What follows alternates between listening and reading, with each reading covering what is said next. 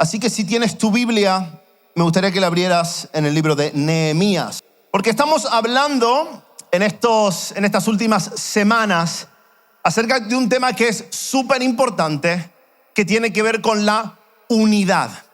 Y el título de esta serie que estamos compartiendo durante este mes de septiembre es Unidos. Unidos por una misma visión y unidos para un mismo propósito.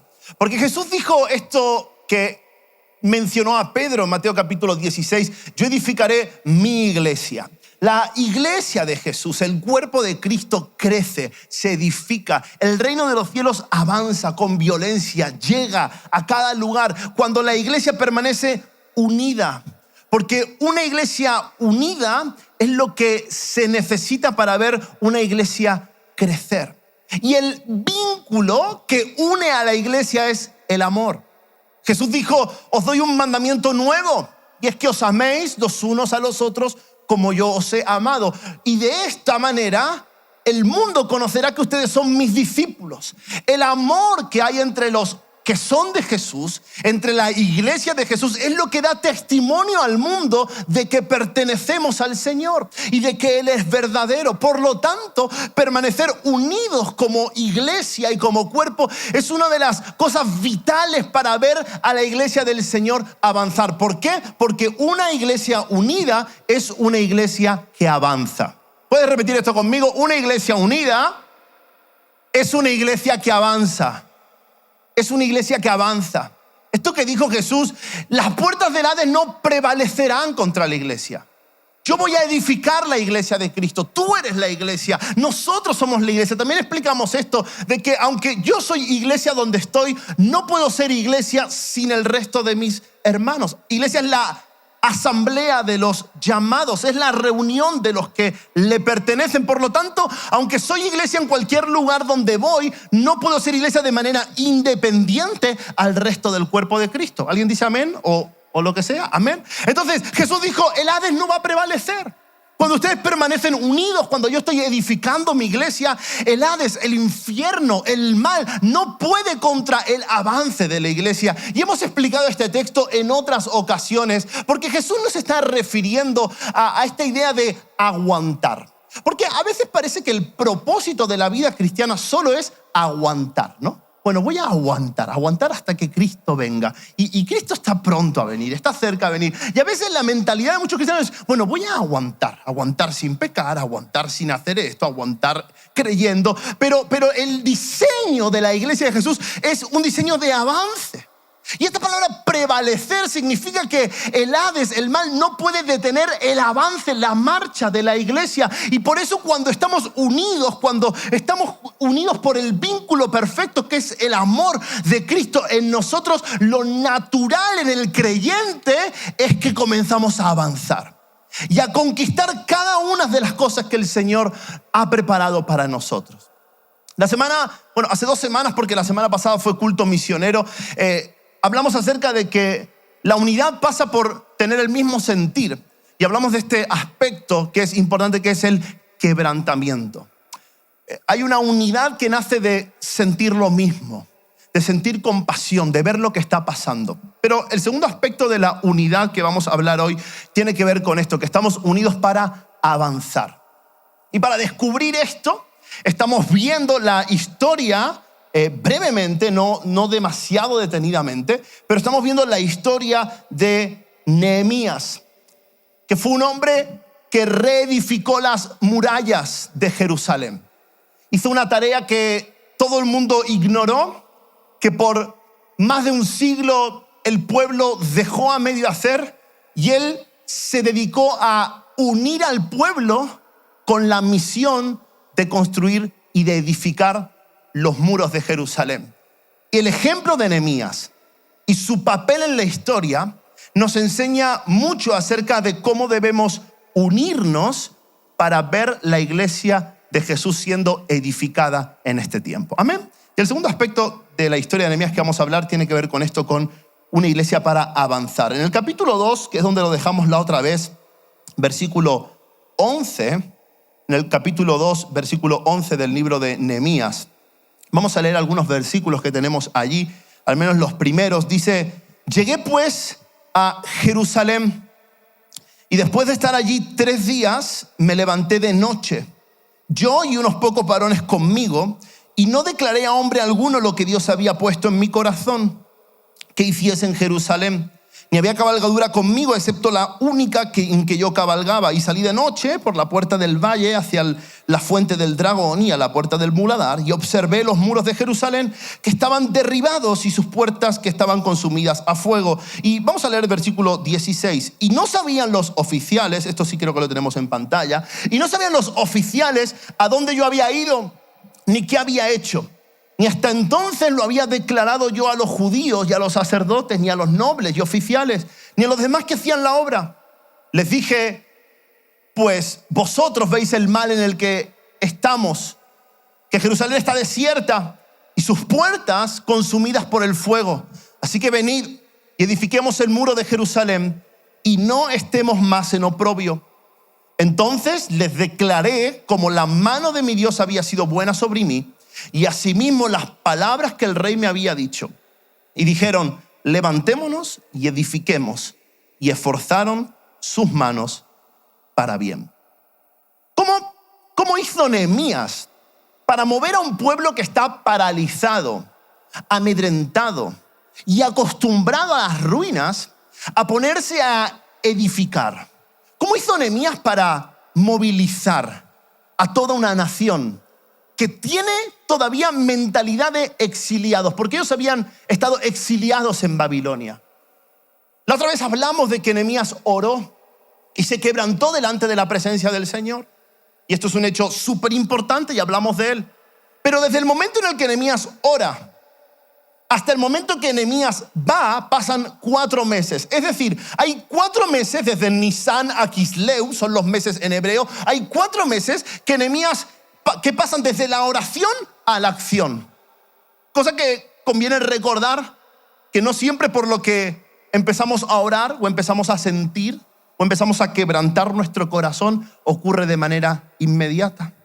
A veces la fe produce paciencia y Nehemías tiene que esperar hasta que el rey le da el aval, el permiso, y llega a Jerusalén. Y está en Jerusalén 4 meses después de haber sentido lo que sintió, de orar, de ayunar, y comienza una ruta por Jerusalén solo. Y lo que hace Nehemías es observar. La palabra en hebreo que el mismo Nehemías utiliza aquí para identificar lo que él hace es como el que observa una herida para ver hasta dónde hay riesgo, para ver hasta dónde es como el que observa quirúrgicamente algo. Él rodea las murallas, va de un lado, va a otro lado, lo hace solo y ve todo lo que ocurre. Es como si hiciera un análisis de la situación. Y después de que pasan varios días, va al pueblo para decirle lo que él ha visto. Y lo primero que permite al pueblo avanzar hacia el propósito que Dios tiene con ellos es tener todos una misma visión. Nehemías tiene claro lo que hay que hacer. Incluso él sabe en un momento que él no puede contar lo que él va a hacer. Él está en Jerusalén, pero él dice, a nadie le conté los planes que había conmigo. Hay una visión que hay en su corazón. Hay algo que Dios ha puesto en su corazón, pero que no todo el mundo todavía tiene. El pueblo está centrado en otras cosas. Claro, la primera pregunta cuando lees este tipo de historias es, bueno, ¿por qué no hubo nadie antes que viera lo mismo? Bueno, porque la gente, cuando vio que la situación era demasiado grande, demasiado difícil, lo que comenzó a hacer es a dedicarse a otras cosas. Si tú lees el libro del profeta Ageo, por ejemplo, descubrirás que en este momento histórico muchos estaban dedicados a edificar sus propias casas, a construir sus propios negocios. La idea era, no importa que nuestro alrededor esté en ruinas, no importa que Jerusalén esté desprotegida o que los enemigos tengan cierto acceso a nuestra vida, lo que importa es que nosotros estemos bien. Ellos desarrollan una visión individualista. Bueno, como no puedo arreglar lo que hay fuera, al menos que mi casa esté bien. Y el libro de Ageo habla acerca de esta realidad que el pueblo necesita entender. Y esta misma visión de la vida es la visión que tienen esta gente en este momento. Nadie ve lo que puede ver Nehemías hasta que Nehemías comparte su visión. Y en el versículo 17, que es clave y que es el versículo lema de todo el libro de Nehemías, el pueblo dice, levantémonos y edifiquemos. Algo ocurre allí que todo el pueblo comienza a actuar porque todos ven la necesidad. Nehemías les dice, mira, estamos en oprobio, Jerusalén está destruida, las puertas quemadas a fuego. Eso era evidente, pero nadie lo veía de la misma manera que lo veía Nehemías. Nadie tenía la visión que él tenía.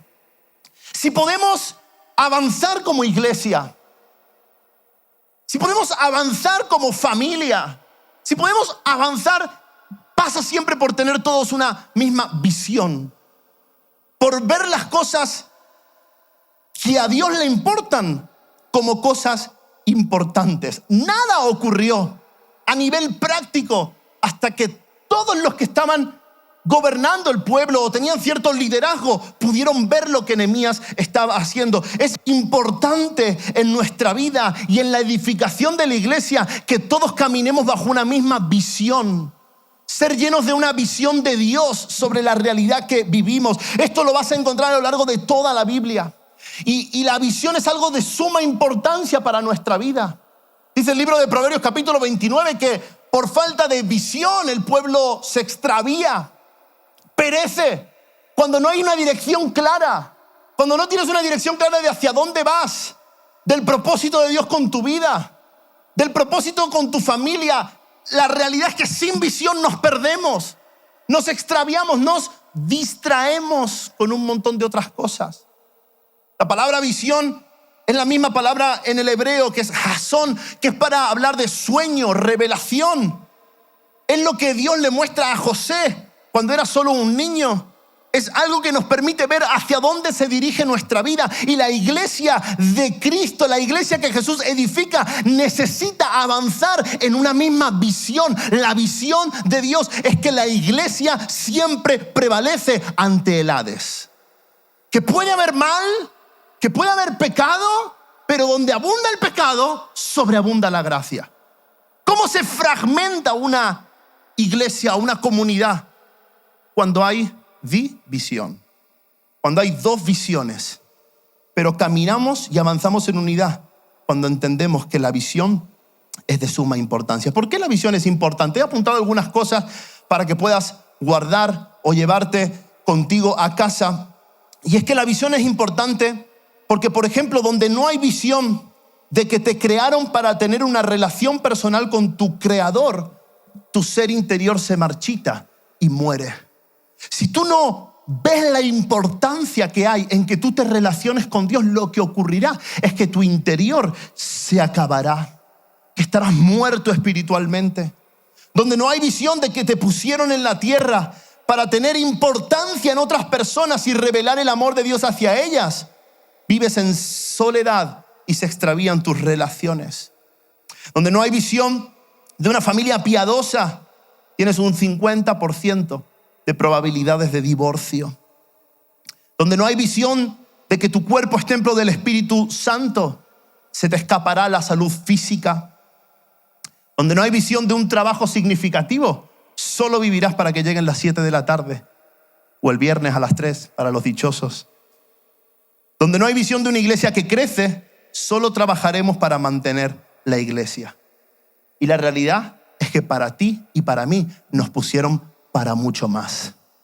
Hay una idea y es como que lo importante es sobrevivir, es pasar, es soportar, pero el Señor Jesús diseñó la iglesia en una visión de victoria, de vencer. Y la Biblia dice que somos más que vencedores en Cristo Jesús. Por lo tanto, es necesario que todos seamos impregnados de esta misma visión. Nos vamos a levantar y vamos a edificar el templo. Es verdad que hay destrucción a nuestro alrededor. Mira, quizás tu familia es algo parecido a unas murallas destruidas, pero tú puedes como hombre de Dios levantarte y decir, me voy a levantar y lo voy a edificar. Voy a edificar la vida de mis hijos, voy a edificar mi matrimonio, voy a edificar mi carrera profesional. Voy a ver a Dios en medio de lo que hago para que a través de lo que hago yo pueda ver el propósito de Dios cumplido en mi vida. Necesitamos visión, una misma visión. La visión de la gente era: esto es muy difícil, esto es muy duro, esto es muy grande. Hace mucho tiempo que nos pasa lo mismo. Y las excusas de ellos para no hacer nada son las mismas excusas que nosotros, que las nuestras. Es que no tengo tiempo, es que es demasiado difícil, es que ha pasado mi época, es que soy demasiado joven o soy demasiado viejo, y estamos ahí todos en ese punto muerto. En ese punto muerto de que no hago nada para que las cosas cambien. Dijo por ahí algún filósofo anónimo, bueno, también con nombre, pero es que la verdadera locura es esperar que las cosas sean diferentes cuando yo sigo haciendo siempre las mismas cosas. Pero hay tantos que están así, quejándose por un alrededor que se viene abajo, pero sin visión y proyección de lo que Dios quiere hacer a través de ellos. La visión es lo que nos hace salir del punto muerto. Y entonces, cuando recibimos visión, recibimos una nueva cosmovisión para nuestra vida. Esto es algo súper interesante. Porque todos los que van a construir el templo, las murallas, todos los que van a trabajar para la visión, son gente que hace diferentes cosas.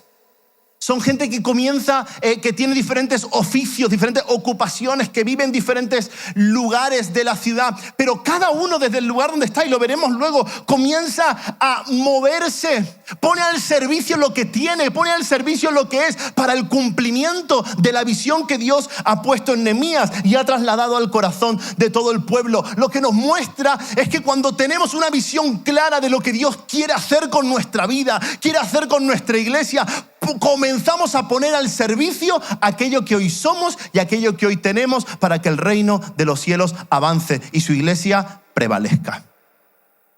Mucho de lo que la iglesia puede llegar a alcanzar, mucho de lo que la iglesia puede llegar a crecer, pasa porque cada uno de nosotros recibamos visión.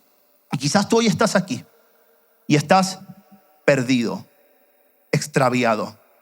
Hay cosas que se te han ido de las manos. Hay cosas que no sabes cómo resolver, cómo encontrar la solución. Pero hoy puedes decirle al Señor, Señor, abre mis ojos para que yo vea. Quiero ver como tú ves, para poder hacer lo que debo hacer. Esto le pasó a Pablo cuando todavía era conocido como Saulo, que iba a perseguir cristianos. Él tenía una misión y tenía un permiso para acabar con los creyentes de Damasco. Pero en el camino el Señor se le apareció y le habló de lo que estaba pasando. El Señor cambió su visión literalmente, porque en ese momento quedó ciego. Quedó totalmente ciego para que no siguiera viviendo su vida de la misma manera, para que no siguiera en la misma dirección en la que él iba. Y probablemente muchos de nosotros necesitamos tener un encuentro con el Señor para que algo cambie en nuestro rumbo, para que tomemos nuestra vida y digamos, ¿qué quieres que yo haga? Y entonces el Señor vuelva a abrir nuestros ojos para ver una realidad que nunca habíamos visto. Saulo, después de que Ananías oró por él, abrió sus ojos y él nunca vio la vida de la misma manera. ¿Por qué? Porque él tuvo un encuentro con Jesús y Jesús cambió la manera en la que él veía el mundo. Como ves el mundo que te rodea, necesita ser transformado por un encuentro con Jesucristo. Si queremos avanzar, entonces necesitamos una misma visión. Y en el versículo 19 dice, si tienes tu Biblia allí, Nehemías capítulo 2, versículo 19, dice: pero cuando lo oyeron Sanbalat, Horonita, Tobías el siervo amonita y Gesem el árabe, hicieron escarnio de nosotros y nos despreciaron, diciendo: ¿qué es esto que hacéis vosotros? ¿Os rebeláis contra el rey? Y en respuesta le dije: el Dios de los cielos nos prosperará, y nosotros, sus siervos, nos levantaremos y edificaremos, porque vosotros no tenéis parte, ni derecho, ni memoria en Jerusalén. Cuando ellos consiguen ver la importancia que hay en levantarse, en tomar acción, cuando ellos todos tienen la misma visión, cuando se dirigen hacia lo que Dios ha preparado para ellos, ¿qué ocurre? Que los enemigos se levantan. De hecho, esto que relata en el versículo 19 también se relata en el versículo 10 del capítulo 2. Cuando Sanbalat, Horonita y Tobías, el siervo amonita, les disgustó en extremo, oyeron esto, les disgustó en extremo que viniese alguien para procurar el bien de los hijos de Israel. Lo que ocurría es que al estar los muros destruidos, la ciudad era accesible para los enemigos. Mientras las murallas están destruidas, los enemigos pueden entrar y salir fácilmente. Pueden afectar la cultura de Jerusalén. Jerusalén está intentando volver a adorar a Dios, está intentando volver a las costumbres del pueblo judío, pero ¿sabes qué? No están teniendo efecto porque tienen un acceso libre al enemigo. Y cuando hay gente que se levanta con una visión, ¿sabes lo que ocurre? Que se levanta los enemigos. El amonita, el árabe, Sanbalat. Hablaremos de esto en el capítulo 4 también. Pero el segundo principio para poder avanzar unidos como iglesia de Cristo es resistencia al enemigo. Si queremos avanzar, tenemos que aprender a resistir al enemigo. ¿Sabes por qué? Porque movernos en la dirección correcta nos lleva a enfrentarnos a posiciones contrarias. ¿Qué ocurre cuando tú tomas tu vida y dices, voy a hacer la voluntad de Dios? Cuando rompes con el pecado, cuando rompes con la apatía, cuando dices, mi familia va a servir a Dios. ¿Qué ocurre cuando tú tomas una decisión en la dirección correcta? Que se levantan oposiciones, posiciones contrarias. El enemigo se levanta. Jesús habló de esto. El Hades va a estar ahí. El Hades va a estar presente. Vuestro adversario, el acusador de los hermanos, el ladrón, viene para hurtar, para matar, para destruir. La realidad es que cualquier persona que toma su vida para llevarla en la visión que Dios tiene para ella, se encontrará con el enemigo enfrentándose a él. No podemos evitar esta realidad. El enemigo se levantará, tendrás problemas por obedecer al Señor. Tendrás situaciones difíciles que manejar por hacer la voluntad de Dios. Eso pasará. Hay cosas que puedes hacer en tu vida con las puertas abiertas para el enemigo. Tú puedes venir a la iglesia. Tú puedes cantar alguna que otra canción. Incluso puedes orar alguna que otra noche y hacer algún plan de la Biblia. Pero si en tu vida los muros están derribados, las puertas al enemigo están abiertas, si hay pecados, si hay hábitos, si hay costumbres que dan acceso al enemigo a tu vida, lo que te encontrarás es que nunca podrás vivir según la visión que Dios preparó para ti. ¿Por qué? Porque el enemigo tiene lugar, tiene parte. Pero Nehemías habla y dice, ¿sabes qué? Ustedes no tienen parte en Jerusalén, no tienen memoria.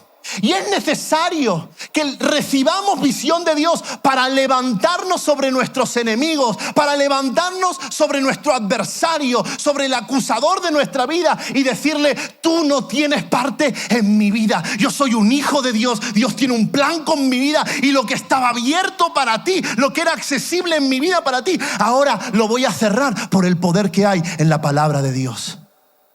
Voy a resistir al enemigo. Primera de Pedro capítulo 5 versículo 8 dice esto: sed sobrios y velad, porque vuestro adversario el diablo como león rugiente anda alrededor buscando a quien devorar, al cual resistid firmes en la fe, sabiendo que los mismos padecimientos se van cumpliendo en vuestros hermanos en todo el mundo. Sed sobrios. Me gusta esta palabra. El otro día un chico habló de esto y le escribí y le dije, tengo que hablar contigo sobre esto. La vida cristiana tiene que ver mucho con coherencia. Y me gusta ver la sobriedad como gente coherente. Gente que se corresponde lo que dice con lo que hace. Es un discípulo de Jesús. Es alguien que dice que ama a Dios, pero su vida lo evidencia. Es alguien que dice que es fiel a Dios, pero su vida es un testimonio de ello, ¿sabes? No es esa gente que dice muchas cosas, pero luego hace muy pocas. La sobriedad pasa por allí, por ser gente cabal, gente en su juicio. Ser sobrios, velad. ¿Por qué? Porque el diablo está puesto alrededor. Si tú crees en Dios y estás abriendo tu corazón a Jesús, y quizás hace poco que estás escuchando acerca del evangelio, tienes que saber esto, que si Dios existe, tienes que saber también que el mal también existe. El diablo, huestes de maldad. La Biblia dice que nuestra lucha no es contra sangre, contra carne, es contra principados, potestades. El enemigo que ha tenido control sobre tu vida durante tanto tiempo no quiere ceder ese control. Quiere tener acceso a tu vida. Pero ¿qué dice la Biblia? Tú resiste. Me encanta esta palabra. Resistid al diablo. Resistid es mantén tu posición. Y quizás alguno de aquí está diciendo, es que yo tengo una de problemas, tengo unas cosas contrarias. Desde que hago la voluntad de Dios parece que todo se me está volviendo en contra. Y lo que quiero que recuerdas hoy es que tú estás llamado a resistir. El león, el adversario puede estar rugiendo, puede estar cercándote alrededor tuyo, pero la Biblia dice, persiste. No te dejes amedrentar, porque ¿sabes qué? El diablo no puede detenernos. El diablo no puede detenerte, pero puede amedrentarte. Puede llenarte de temor. Puede infundirte miedo. Entonces, ¿qué hacen Sanbalat, Tobías, Gesem? Hacen una amenaza. Y lo que hacen es lo que nos pasa a muchos de nosotros. ¿Pero qué es esto que estáis haciendo?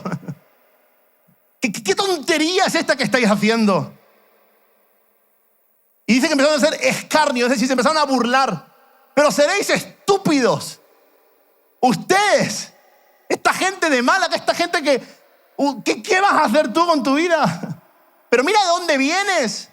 Mira la trayectoria. Mira que no has conseguido nada todavía. Pero ¿qué es esta estupidez que estáis haciendo? ¿Os estáis rebelando contra el rey? ¿Te das cuenta de lo que está pasando? Hay gente que está menospreciando. Ellos se levantan con una visión nueva, renovada, pero el enemigo lo empieza a menospreciar, a infravalorar, a decir esto no tiene importancia. Y el enemigo viene a amenazarnos y a detenernos con la misma retórica de intentar quitarle valor a las cosas que hacemos para Dios. ¿Pero por qué servir a Dios? ¿Por qué ir a la iglesia? ¿Por qué tanta oración? ¿Por qué tanto versículo bíblico? Cuando el enemigo se levanta para intentar detenernos, tenemos que resistir firmes en la fe y guardar nuestra posición. Para explicar esto, hay algo que últimamente, no solo en el ámbito espiritual y de la iglesia, sino también en cualquier tipo de ámbito, hay una palabra que ha estado muy de moda, que es la resiliencia. Y la resiliencia tiene que ver con esta capacidad de resistir la presión y usar esa presión para volver a tomar forma. Y si tú nunca has escuchado esta palabra, pues yo tengo aquí un pequeño ejemplo, duplicado además, que tiene que ver con una pelota de baloncesto. A ver, si un voluntario, Moisés, ¿me quiere ayudar? Porque esta pelota de baloncesto, ¿alguien sabe para qué está diseñada esta pelota? O cualquier pelota de baloncesto. Para botar, ¿no? Básicamente. Ahora, ¿qué le pasa a esta pelota? Tócala un poquito. Está desinflada, ¿no? Entonces, toma, hazlo tú. Sí, bota la pelota, pero bota más de un bote, si puedes. Sí. Al estar desinflada, la pelota es más susceptible a la presión, a la fuerza que Moisés hace sobre ella. Y entonces cuando la pelota no está llena, no resiste la presión, no es resiliente, no tiene la capacidad de recuperar la forma, sino que se hunde. Para resistir al diablo firmes en la fe, tenemos que asegurarnos de estar llenos de Dios. Porque hay muchos que dicen, bueno, yo voy a resistir al diablo, ¿no? Tengo mis oraciones, tengo mi esto, pero no puedes resistir a tu adversario si no estás lleno del Espíritu de Dios. El problema de esta pelota no es la pelota, es que no está llena. Entonces, ¿quieres? Si tú llenas tu vida, si tú pones fe, si tú te llenas del Espíritu Santo, si tú te llenas de relación con Dios, si tú comienzas a llenar tu vida de disciplinas espirituales, si tú eres capaz de llenar tu vida de relaciones que te llevan a buscar al Señor, ¿cómo va eso? ¿Va o no va? Regular, ¿no? Te faltó orar todavía. ¿Verdad un poco más? A ver si funciona. Si tú llenas tu vida del Señor, lo que va a ocurrir es que vas a funcionar conforme a tu diseño. El diseño de la iglesia es prevalecer contra el Hades. Vas a tener oposición, vas a tener situaciones difíciles, vas a tener presiones económicas, familiares, emocionales, en cuanto a tu salud física, en cuanto a tu propósito en la vida. Pero si estás lleno, cuando venga la presión, puedes resistir, puedes recuperar la forma, puedes volver a levantarte. A ver qué tal se te da el baloncesto. Puedes caminar en fe. Puedes avanzar, sigue, no te detengas, vamos. Puedes seguir levantándote. La Biblia dice 7 veces caerá el justo, pero 7 veces volverá a levantarse. Ser resiliente tiene que ver con esto, que por más que nos empujen, por más que nos aprieten, por más que intenten hundirnos, la iglesia de Jesús, que tiene una visión clara, que tiene una visión definida, siempre se vuelve a levantar. Porque resiste al diablo y es firme. Gracias, un aplauso para Moisés, que me ha aguantado. Resistir firmes en la fe, llenos de Dios. No puedes resistir al enemigo, no puedes contra Tobías, contra Sanbalat, no puedes contra el menosprecio, contra las ideas de este mundo si no estás lleno de Dios. ¿Para qué vienes aquí tú cada semana? Tú debes venir aquí para llenarte de Dios. Y no debes depender solo de lo que ocurre en esta sala. Debe ser cada día de tu vida, cada momento que tengas en tu casa. Llénate de Dios para que lleno de Dios puedas resistir al enemigo. ¿Y sabes lo que dice Nehemías? Es maravilloso. En el versículo 20 dice: el Dios de los cielos, Él nos prosperará. Este versículo es increíble.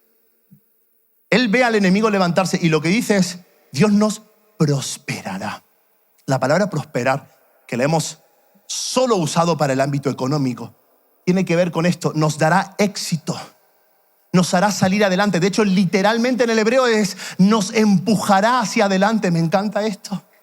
Porque cuando el enemigo se viene a nuestra vida, cuando escuchamos escarnio, cuando escuchamos burla, cuando nos encontramos con oposición, yo puedo estar firme en la fe y creer esto: que Dios me prosperará, Dios me empujará hacia adelante, Dios me hará avanzar, Dios me hará salir adelante. Yo no sé qué te pasa, qué te está ocurriendo, qué te hace hundirte, qué te hace agobiarte, deprimirte o preocuparte, pero lo que sé es que si tienes una visión clara de Dios para tu vida, si eres un edificador de la iglesia de Jesús en el lugar donde estás, con lo que Dios te ha dado, Dios te prosperará, Dios te empujará hacia adelante, Dios te volverá a levantar. Puedes caer muy profundo, pero desde allí el Señor puede volver a levantarte para que lo que ocurre en tu vida para muerte sea un testimonio de su gloria.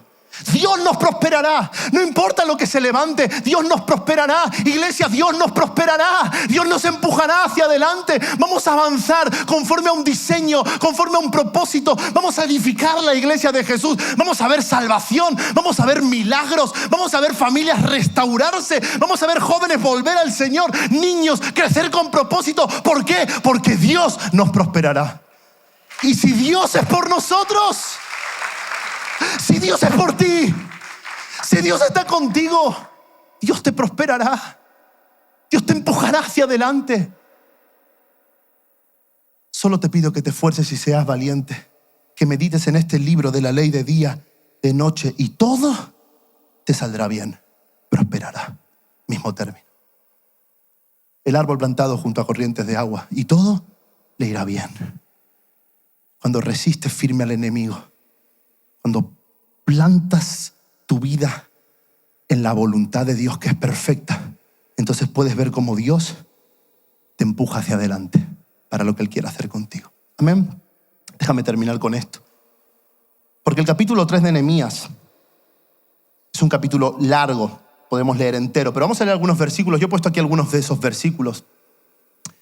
Porque el capítulo 3 nos empieza a mostrar cómo el pueblo comienza a trabajar, cómo hay diferentes familias. Y si por casualidad hay algunos que van a tener niños pronto, niños o niñas. Si tienes dudas sobre algún nombre de la Biblia, bueno, en Nehemías 3 hay un montón de nombres raros. O sea, ahora están de moda los nombres raros otra vez. Pues ahí tienen unos pocos raros como para inspirarte un poco. Nehemías 3, capítulo 1, versículo 1 al 5, dice así: entonces se levantó. Después de esta declaración, después de tener una misma visión, la gente, ¿qué hizo? ¿Qué empezó a hacer la gente? Levantarse. Mira, si lo que hoy estamos hablando se queda en un discurso que puedas recordar o que te guste, esto no sirve para nada. El diseño del Señor con la iglesia es que te puedas levantar. Entonces se levantó el sumo sacerdote Eliasib con sus hermanos los sacerdotes, y edificaron la puerta de las ovejas. Ellos arreglaron y levantaron sus puertas hasta la torre de Amea y edificaron hasta la torre de Hananel. Junto a ella edificaron los varones de Jericó, y luego edificó Zacur, hijo de Imri. ¿Has visto? Cantidad de nombres raros. Me he acordado un chiste con Imri, pero no lo voy a contar, muy malo, de Francisco. Los hijos de Senea edificaron la puerta del pescado. Ellos la enmaderaron, levantaron sus puertas con sus cerraduras y sus cerrojos. Y junto a ellos restauró Meremot, hijo de Urías, hijo de Cos. Y al lado de ellos restauró Mesulam, hijo de Berequías, hijo de Mesezabeel. Y junto a ellos restauró Sadoc, hijo de Baana. e inmediatamente a ellos restauraron los tecoitas, pero sus grandes no prestaron para ayudar a la obra del Señor. Lo que vemos aquí es que diferente gente en diferentes lugares comenzaron a trabajar juntos. Y si quieres saber qué tiene una iglesia que avanza, evidentemente tiene una visión, una misma visión. Evidentemente tiene resistencia al enemigo. Pero una iglesia que avanza es una iglesia que trabaja junto al otro. La unidad pasa por aquí. Por entender que lo que Dios quiere hacer a través de la iglesia no puede depender de una sola persona. Se necesita el trabajo en equipo. Trabajar juntos. Hay un montón de nombres. Lo interesante de todo el capítulo 3, todo el capítulo se dedica a eso. Tú puedes tomarte el tiempo. Lo interesante es que lo que vas a encontrarte en ese capítulo, a modo de resumen, son familias y oficios. ¿Vale? Lo que vas a encontrarte en la descripción de las personas que hay son familias y oficios. Y quiero detenerme aquí, porque a veces la excusa preferida para pensar que la edificación de la iglesia no pasa por mí, que yo no tengo parte, o que yo no tengo lugar, o que no hay nada que yo pueda hacer. Quiero decirte que puedes edificar los muros. Puedes ser un edificador de la iglesia, mejor dicho, un codificador de la iglesia de Jesús a través de tu familia y a través de tu oficio. Desde el lugar de tu trabajo, desde la familia que el Señor te ha dado, puedes trabajar para el Señor. Cada uno empieza a reparar una parte del muro. Si lees y te sumerges en el texto, te vas a encontrar que muchos se dedican a reparar la parte que estaba más cerca de su casa, porque era la parte a la que ellos más le iba a afectar. Entonces ellos se dedicaban a reparar esa parte, a levantar muros, a reparar puertas. Los que estaban, la muralla tenía 5 kilómetros de largo, por 1,5 kilómetros que mide la ciudad de Jerusalén. 5 kilómetros que había que cubrir. Y la única manera de cubrir 5 kilómetros y de edificar las murallas de Jerusalén era que cada uno ocupara un lugar. Que cada uno cogiera un tramo, una parte. Y entonces cuando uno empezaba a trabajar, léelo, dice la Biblia, y otros se juntaban a él. Como si ver cómo uno trabaja ayude al otro a ponerse a trabajar. Trabajo en equipo. Trabajo juntos. Aquí montamos y desmontamos. Bueno, montamos y desmontamos hace 3 años. Desde que hemos empezado la iglesia. Por la mañana, temprano. Luego volver. Ahora llevamos las cosas a un trastero que está lejos. Hay un equipo que está yendo. Quiero un aplauso al equipo de montaje y desmontaje. Son increíbles. Jairo, Juanse. Bueno, hay unos cuantos más que ayudan. José, evidentemente. Adriel, que no estoy aquí. Y ¿sabes lo que suele ocurrir aquí por las mañanas y después? Que cuando tú ves al otro que lo está haciendo, ¿sabes qué hace el otro? Ah, pues yo también te ayudo, te echo una mano. Te echo una mano. Es como que el hecho de que uno trabaje motiva al otro también a hacer algo, a poner parte en el asunto. Y el misterio que está entre estas líneas es que lo que Dios quiere hacer pasa siempre por trabajar en unidad. Porque cada uno desde su lugar, desde su posición, pueda servir a la obra del Señor. El otro día en la noche de voluntarios usamos esta frase, y es que unirse es un comienzo. Mantenerse unidos es un progreso. Trabajar juntos es éxito. ¿Qué necesitamos para avanzar? Tener esta mentalidad de trabajamos juntos, de no estoy solo, de no es uno solo, sino que cada uno en su lugar cumple una función. Y si queremos mantenernos trabajando juntos para el reino, tenemos que entender algunas cosas. Yo hoy he apuntado cosas porque para mí es un mensaje trascendental para una temporada que nos va a tocar vivir en los próximos meses. Si queremos mantenernos juntos, tenemos que aprender esto, que es importante comprender el panorama general. Creo que lo tenemos ahí. Álvaro, ¿me puedes ayudar?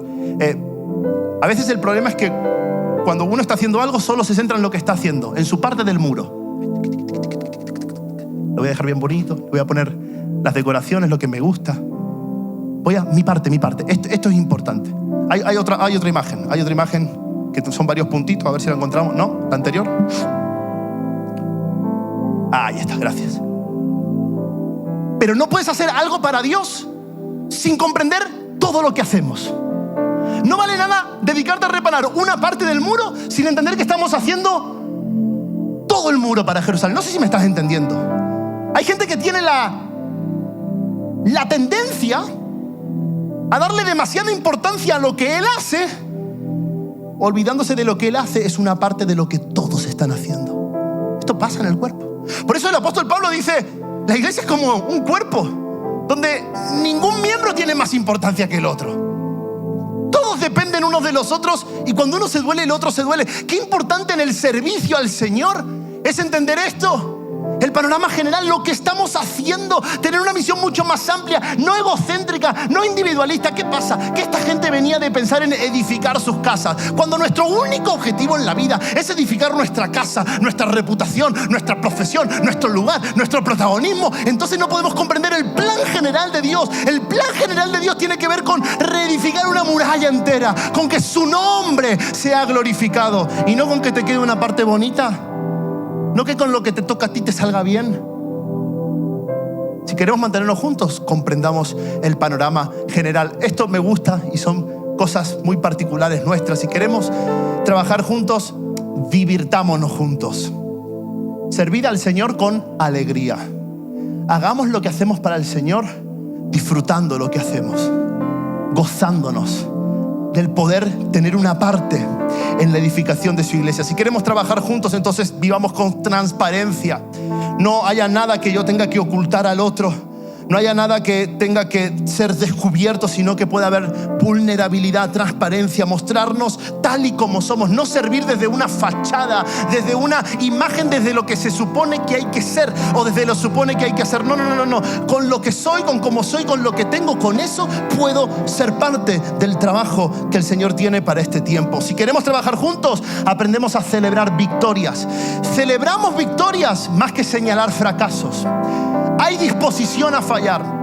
Y si te equivocas, no pasa nada. No vas a ser señalado, no vas a ser juzgado. Pero si triunfas, vamos a celebrarlo. Qué importante es esto. Nosotros hemos nacido en la cultura donde nuestros padres han sabido más señalarnos en el error que celebrar nuestros éxitos. Pero la edificación del cuerpo de Cristo pasa por aprender a celebrar los éxitos y también a resolver diferencias. La Biblia dice, si alguien tiene algo contra ti, ve y pídele perdón. Entonces las diferencias se resuelven cuando yo soy el primero, el que da el primer paso. Todo esto te lo cuento para decir que la iglesia avanza cuando trabajamos en equipo.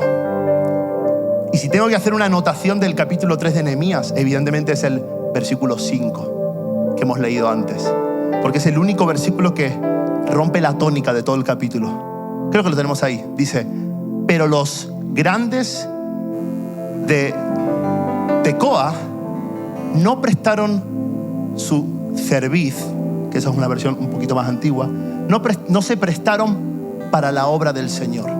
Hay un montón de gente disponiéndose, sirviendo, participando, pero hay unos que son los nobles, los grandes. Eran una posición social que no se prestaron a servir, y Nehemías lo deja aquí registrado, porque lo único que nos inhabilita para el servicio al Señor es la soberbia que pueda hallarse en nuestro corazón.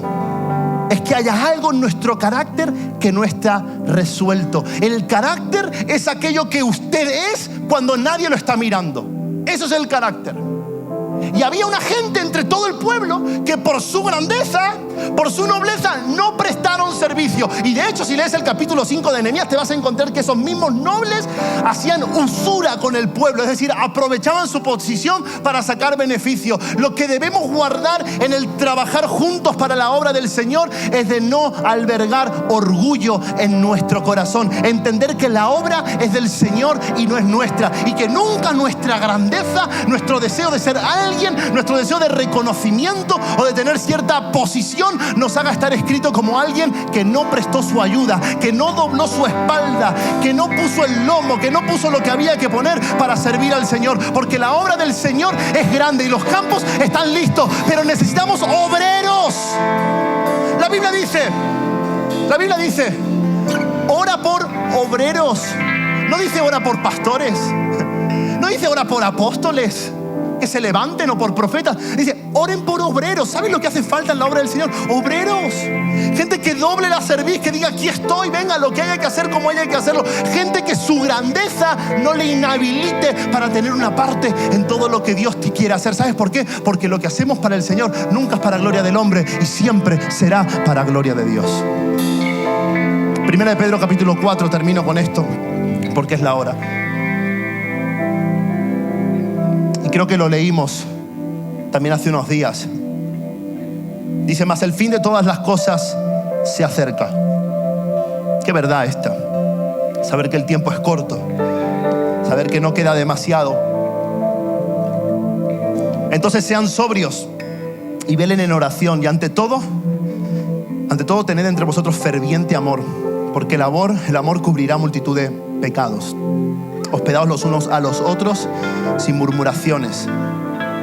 Cada uno, según el don que ha recibido, ministrelo a los otros como buenos administradores de la multiforme gracia de Dios.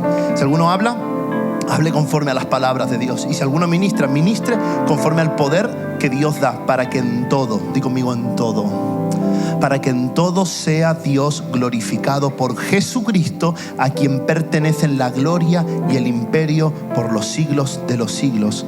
Amén. Lo que hacemos para Dios es para Dios. Entonces no podemos estar haciendo algo para Dios viviendo ofendidos nosotros mismos. Lo que tenemos que buscar es que entre nosotros haya ferviente amor, un corazón que hospeda, que da lugar al extraño, al que no conoce. Gente que no murmura y que lo que tiene lo pone a disposición de los demás. Trabajar juntos tiene que ver con esto. Hay tantos nombres, tantas familias que quedaron registradas como gente que tuvo una parte, pero qué pena que algunos de ellos se quedó como gente que no estaba dispuesta. En esta mañana es el día para decirle al Señor, Señor, quiero tener parte. Quiero hacer una parte, por pequeña que sea, desde el lugar donde estoy, con los recursos que tengo, con aquello que me has dado. Yo quiero poner mi parte. Quiero ser alguien que vela por la unidad. Quiero tener esta visión. Quizás tú no lo ves, quizás no ves la necesidad de la urgencia que hay porque la iglesia de Jesucristo sea levantada. Quizás no ves la necesidad de que las murallas sean reedificadas, pero tú puedes decirle, Señor, hazme ver lo que tú ves. Quiero tener esta visión, quiero tener este corazón, quiero que quebrantes mi corazón para ver lo que está ocurriendo y sentir lo que tú sientes. Quiero resistir al enemigo. Quiero estar lleno de ti para poder plantar cara cuando algo venga en contra. No ser de los que retroceden, no ser de los que están por detrás, sino ser de los que avanzan, de los que vencen, porque tú nos prosperas, porque tú vas delante nuestro, porque tú nos empujas hacia adelante, porque tu propósito es mayor.